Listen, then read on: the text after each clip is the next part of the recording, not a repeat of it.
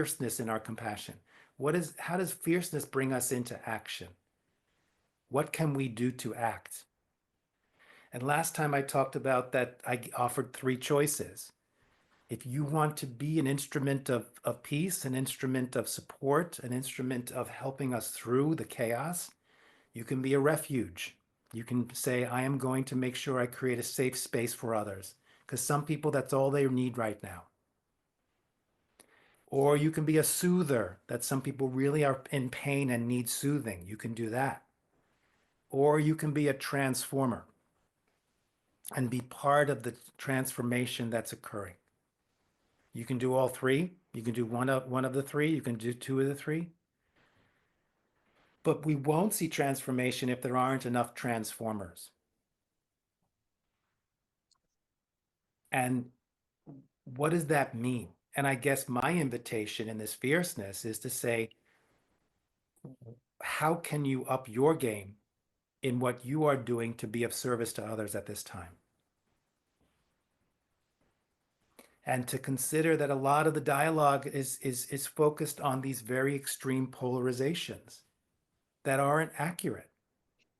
So part of the resilience is to make sure you're staying centered, that you're not stuck in your reptilian brain where you're in fight, flight, freeze and everything is a threat, that you have access to your prefrontal cortex, that you can access your critical thinking. For those of us who are capable of it, we must at this time be discerning in how we receive information and how we share information. That's one step. And how do we then always bring ourselves to our hearts, which means we're tapping into our highest values and operating from there. And I bring that up because part of what I'm hearing from people, a lot of panic people are having, and a lot of the, what's the word? The struggles or the animosity, I guess, is being stuck in these internal polarizations, is to catch yourself every time you think that you're all good and those who are different are all bad. That just is not true. Everyone in that political party is not all bad. You can't prove, if you can prove that to me, please do. And everything you and the people in your party or your side are not all good. And so in a sense, what's holding people back from coming up with solutions and taking action is getting caught in the need to use this person-made construct of good and bad.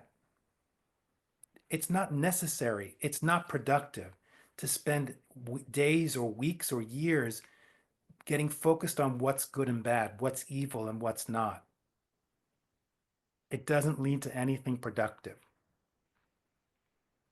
Or right or wrong is to say that I'm all right, everything I believe is the right thing, and anybody else who has a different view is wrong. Or to think that I have to win. It's not a competition, that we're seeing that in a multicultural, multi-class society, multiracial society, it's not possible that there are winners and losers. But that's what we're seeing play out. It's not possible to say all of the beliefs that I have of how human beings should operate, those all have to exist and anything else doesn't. As long as everyone is in a multicultural, multi-class, multiracial society.